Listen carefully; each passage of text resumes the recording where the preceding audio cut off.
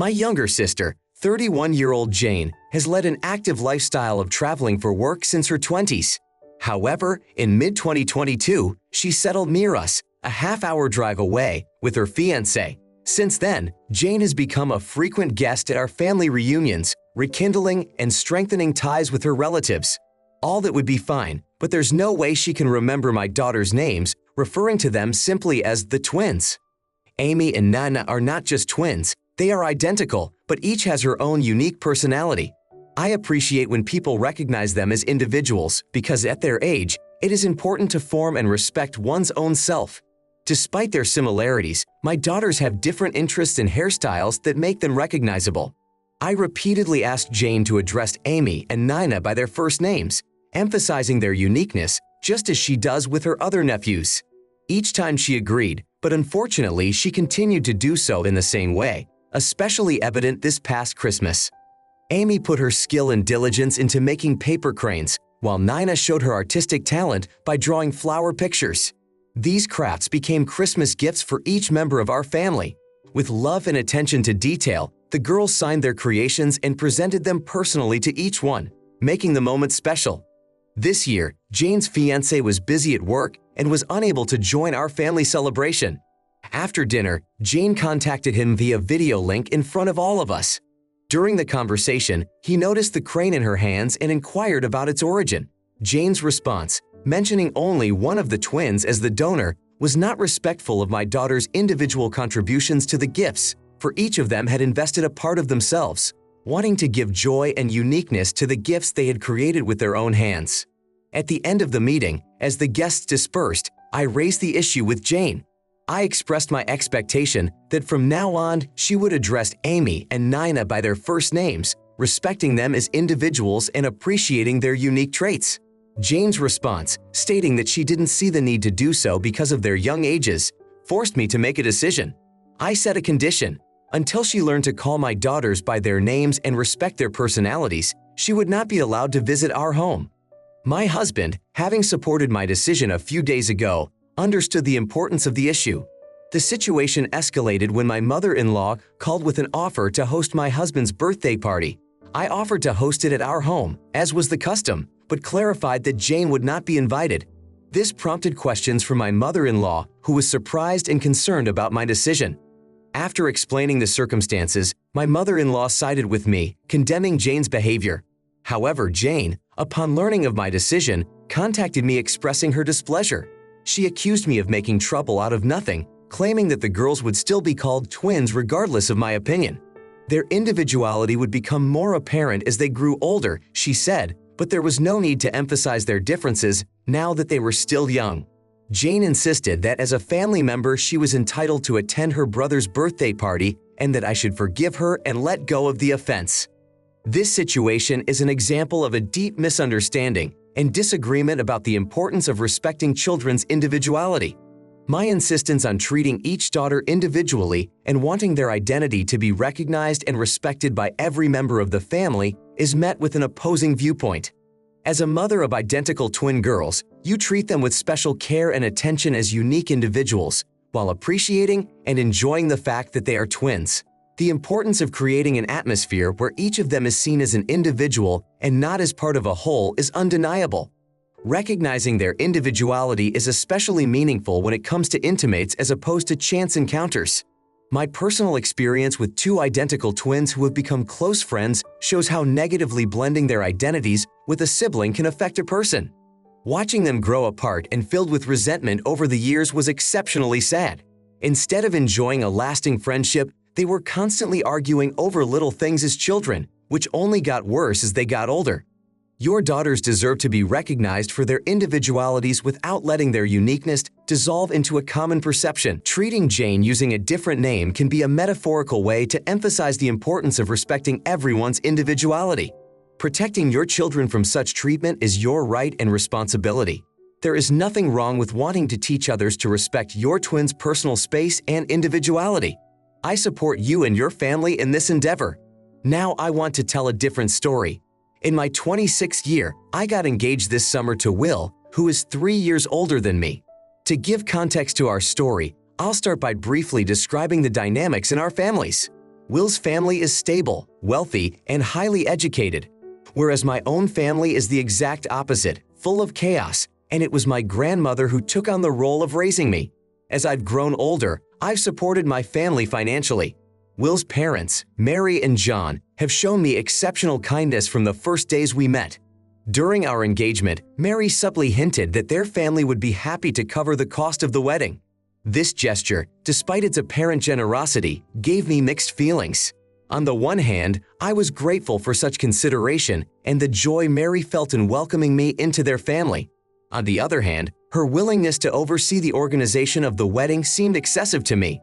Initially, I had no desire to have a lavish celebration, but after talking with Will, we compromised on organizing a large celebration, as was the custom of his sisters. As a gesture of respect to his family, we even spent the holiday break with my grandmother in an effort to smooth over any misunderstandings. Our agreement to a major event was the beginning of a long wedding process, during which Mary took on the role of organizer. She scheduled a meeting with a professional wedding planner for one of the long Martin Luther King Memorial weekends so we could discuss all the details of the upcoming celebration. I decided to let Mary take on the primary responsibility for the wedding preparations, given her desire and passion for the process. During a meeting with the wedding planner, we learned that there was a budget of $300,000 for the ceremony. This amount came as a shock to me, and although I tried to remain calm during the meeting, afterward, alone with Mary in the car, I was unable to hide my emotions. Respectfully but firmly, I expressed my concern about this expenditure and suggested alternative uses for the funds, including charity, given our shared Christian worldview and how the money could help those who need it more. Mary reacted to my words with great displeasure, pointing to their family's charitable contributions and arguing that the cost of the wedding was also supporting the local community. She emphasized that my judgment on how to handle the funds could be perceived as inappropriate, given that both we and many others live in circumstances far from needy. The situation escalated after Will informed me of his family's displeasure with my remarks about his mother, believing that I was being ungrateful for their generosity. This led to our first serious argument during our relationship, during which Will expressed his disappointment with my reaction to the financial aspects of the wedding reception, emphasizing that my family circumstances did not give me the right to judge his actions.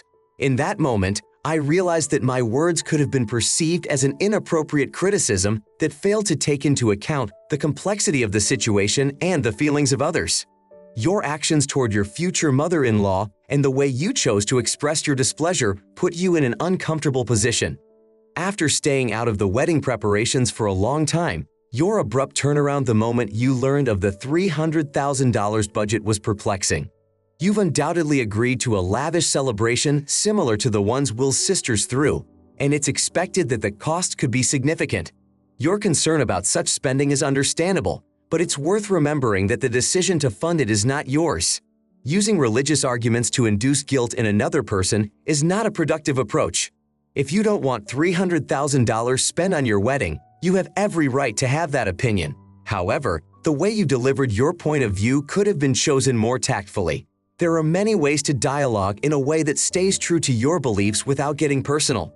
Six-figure weddings for some families are part of their culture and traditions, having not only a fun aspect, but also an important social aspect. Such events often become a platform for exchanging contacts and strengthening ties between families. In this context, spending on a wedding can be seen as an investment in the future relationships and well-being of the family. Understanding this aspect doesn't mean that you have to agree to everything unconditionally. Instead, you can take a more active role in the planning to find a compromise solution that reflects both your preferences and Will's family traditions. Using the skills you learned during college, you can learn how to communicate effectively by expressing yourself clearly and without passive aggression. The choice between organizing a large wedding or a more modest celebration is yours. It is important to remember that both options have their advantages and can become the basis for strong family relationships if approached with understanding and respect for the opinions of all participants in the process. My next story. My husband and I are both in our 30s. I recently got married, and I invited my friend Lizzie to my reception. She fulfilled the role of maid of honor at my wedding. Lizzie, who is 27 years old, shared with me the happy news of her pregnancy a few days before the celebration. She was overwhelmed with happiness and eager to celebrate. Lizzie informed me of her intention to announce her pregnancy at my wedding reception. I expressed my joy and support for her as she began a new phase in her life. At the same time, I emphasized that the wedding day belonged to me and I wanted it to remain entirely mine. I suggested that she share her news on any other day, but not on my wedding day. My husband and I had waited years for this day, and I wanted it to remain unique and special to us. When the wedding day arrived, Lizzie suddenly pulled out the ultrasound photos at the end of her speech and announced her pregnancy in front of all the guests. Afterward, she walked back to her seat amidst a flurry of congratulations. I approached her to express my bewilderment and disappointment at her action. Lizzie justified that when I announced my pregnancy, it coincided with the moment of her engagement. After this conversation, I asked her to leave the gala. Lizzie didn't take my words seriously, and I reminded her that in her position she was certainly not drinking alcohol, so she could go home without a problem. Although the evening remained glorious, I couldn't shake the feeling that perhaps I had acted too harshly. At that moment, it seemed to me that I had no other choice. Now, however, I wonder if I was too harsh in admitting to myself that I may have made a mistake. You acted reasonably by clearly outlining your expectations and setting boundaries for Lizzie regarding your wedding day. Your requests were very clear and devoid of ambiguity. However, she deliberately chose to ignore your wishes. Instead of sharing your news delicately with your loved ones, Lizzie chose to do so during a celebratory speech designed to emphasize you and your wedding celebration. This action could have seemed like a betrayal, especially on such a momentous day. Common etiquette states that you should not draw attention away from the birthday boy or the main protagonists of the celebration with your announcements. Despite changes in etiquette rules over time, this rule remains valid. Lizzie no doubt knew what she was doing was wrong, especially given your request to wait with the announcement until the next day. Not only would her actions have detracted from your celebration, but they would have been perceived as selfish and tasteless.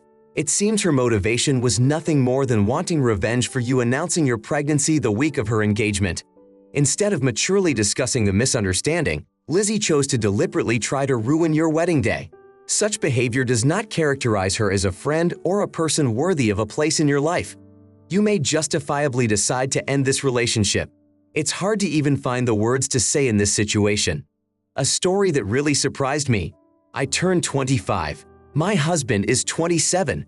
We have a daughter, Mila, whom we affectionately call baby girl. I am currently 23 weeks pregnant with my second child. My husband comes from a family where boys were constantly born, becoming part of a long chain of men. There have been 8 boys in his family, including himself. When we married at the ages of 23 and 25, I questioned my dream of having a daughter. During our honeymoon, we conceived Mila.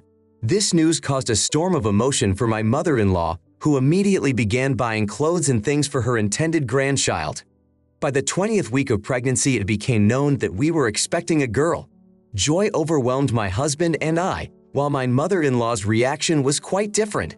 She did not accuse me of infidelity, but expressed doubt about her son's ability to have daughters, even suggesting that abortion should be considered an act of honor. Her barbs at Mila continued, and upon learning of her second pregnancy, she was convinced of the birth of a grandson, reacquiring boyish things. Last week, at our 20th week scan, we learned again that we were expecting a girl. My fears that my mother-in-law would be angry with Mila were not fully realized. Her anger turned to me, and she unleashed a torrent of insults on me and my husband while I played with Mila. The only solution I found to the situation was to go home with Mila. We left the place, however. My mother-in-law did not leave us alone, persistently coming to our house every day demanding to discuss the situation. To be honest, these meetings made me fearful. She kept claiming that I had cheated on her son and that Mila was not his real granddaughter. My mother-in-law insisted on a paternity test to prove the child's identity, but I don't find it in me to deal with that right now. It seems absurd to me that because I have a daughter, I was put in this position without having a paternity test done earlier. My husband, realizing the complexity of the situation, is currently looking for a new place for us to live. We are trying to find a shelter where we would not have to face such pressure and where his mother would not be able to find us. You may be wondering whether you should consider yourself inadequate for having 2 daughters, or you may be questioning whether you are doing the right thing by refusing to prove to your mother-in-law that the children really belong to your husband. There is nothing foolish about either situation. Your husband is looking for a new home, but getting a restraining order against contact with them may be a better and more cost-effective solution. It would force her to learn respectful communication.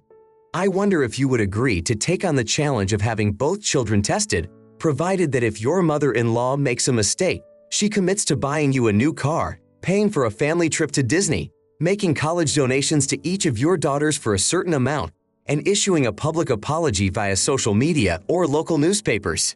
Be creative, because your mother-in-law seems to be living under illusions, and no amount of evidence will convince her otherwise.